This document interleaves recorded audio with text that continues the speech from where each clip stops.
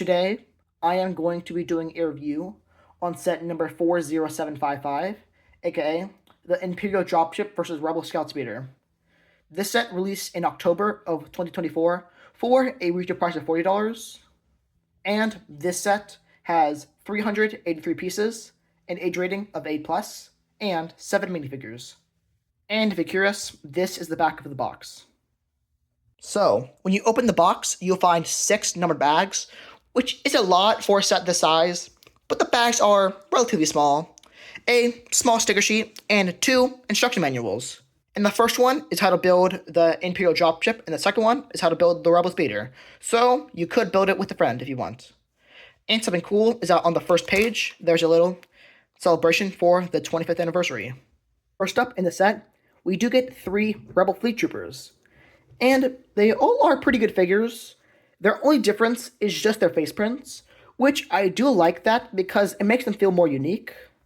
But that one just reuses the same face as the Rebel Fleet Trooper in the Board in the 10-4, and that one is just the Captain Antilles face, but I believe that that one is actually unique. And instead of that face, I was actually sent 2 Captain Antilles faces, so I had to steal this figure from another set. And the figures are pretty good. I do like the torso prints. It does look nice. It's nothing special, but I think it does good enough. But they definitely should have had dual molded legs. That just would have made them look so much better. So it's kind of disappointing that they don't have any. And they do have a decent back print. And they do all have second faces. And they do, of course, use the Rebel Fleet Trooper helmets, which look pretty good, but I find that a lot of times the connection to their actual head could be very weak. We also get 3 Stormtroopers, and they also are pretty good figures. I do really like their torso prints and leg printing. I think that those both look very good, and their back print was also done pretty well. But with these figures, I'm still not a massive fan of these newer helmets. I just feel like the superior version was the Rogue One style helmets. Just because with these ones, they don't look entirely accurate, and plus, the chin area actually covers the torso, so you can't turn their head at all. And if you're curious, these are their face prints. And the final figure, and definitely a massive attractor for the set, the KTQT.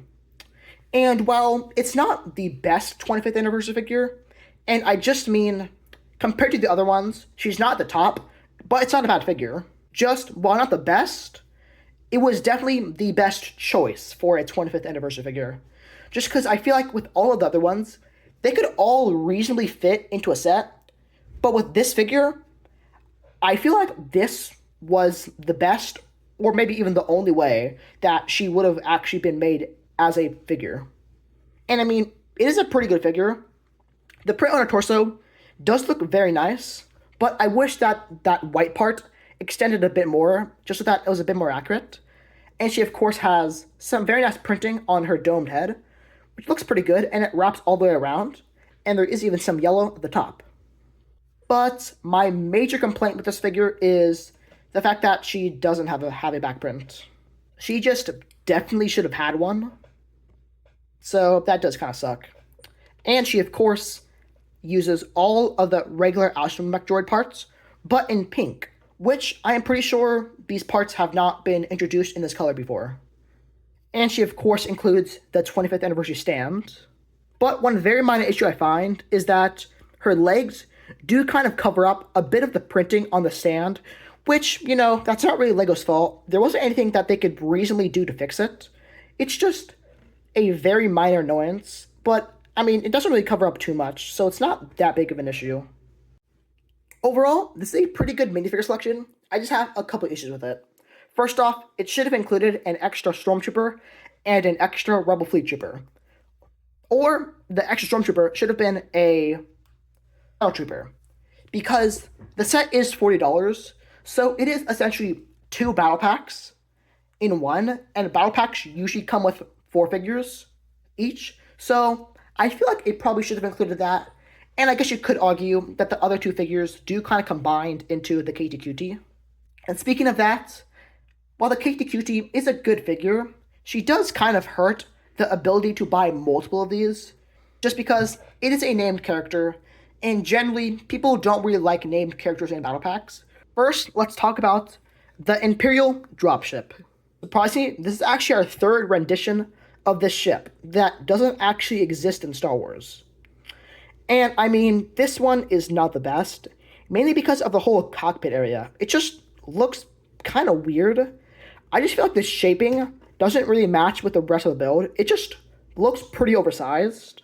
And they do use this pretty massive windshield piece in actually the new transparent bluish gray color, which I think actually looks pretty good.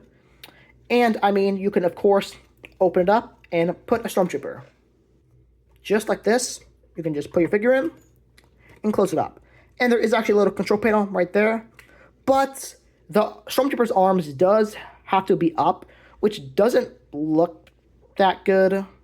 And there are, of course, two stud shooters on both sides, and we all know how those work. You just push right there, and then they fire. Pretty simple.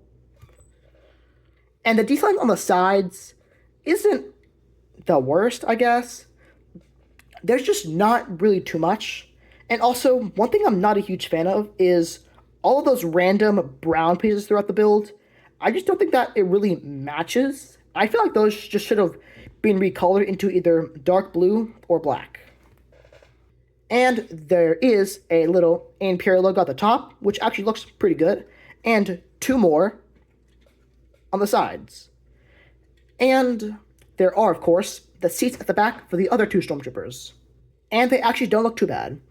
And there is two clips on each side, so you can put some of the Stormtroopers' weapons. And you can actually take out this entire thing. And it is pretty easy to remove. It is just attached by a little clip and some rails. And it does work pretty well, but sometimes it can get caught, which is pretty annoying.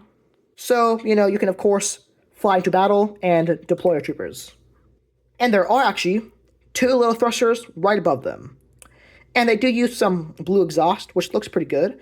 And you can actually slightly aim it, so that you can actually have it look like it's landing a bit more. But as you can see, the Stormtroopers do kind of restrict the movement. So the dropship is not too bad, but I feel like the other build is definitely better.